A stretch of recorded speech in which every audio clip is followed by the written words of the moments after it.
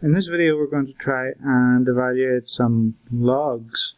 Now this can only be done for certain numbers, and we'll explain that as we go along. The first one is the log to the base 5 of 125. Okay, now to be able to do these easy ones without a calculator, it depends on you recognizing that the number out here can be written as a power of the base. Okay, so we're going to try and write this big number as a part of the base. Now you should know that 125 is the same as 5 cubed. Okay, it shouldn't take you too long to go through your just mental math just to arrive at that, because you know that 5 to the power of 1 is just 5. 5 squared is 5 by 5, that's 25.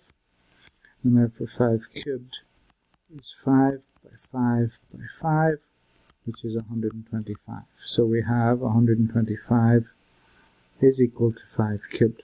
Okay, so what that means is we can go back here and replace 125 with 5 cubed. And when these two numbers are the same, when the base is the same as this number, the log is just the exponent. So the log is simply 3, whatever the exponent is. That's your answer.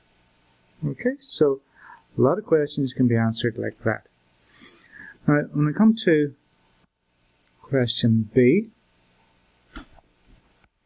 the log of 6 to the base 36, the difference here is that the base is actually bigger than the main number in the problem. The 36 is bigger than the main number in the problem.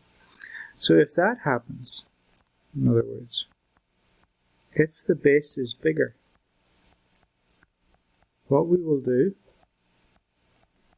is we will switch. And we will do a different problem. So what we're going to do is we're going to do the problem log of 36 to the base 6. And that's an easier problem because we know that 36 is 6 squared. So this is log to the base 6 of 6 squared. And based on the last part A, when these two numbers are the same as each other, the log, the answer, is just the power.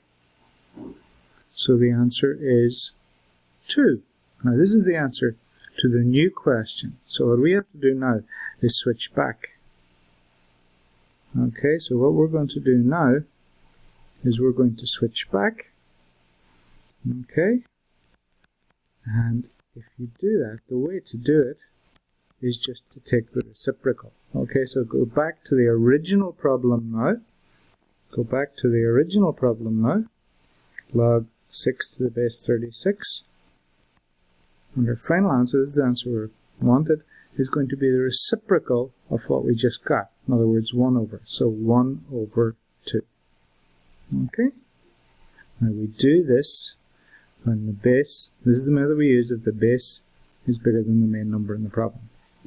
Okay, so now we're on to part C of this question. Let's scroll back up just to get a handle on what that was. Log of 1 over 16 to the base 4. Log of 1 over 16 to the base 4. Again, we can do this basically following what we've done before. But one of the things that may be more helpful here is to think of 16. Since this is a fraction already, we can think of it like this. We can write log the base 4, 1 over 16, that's 1 over 4 squared.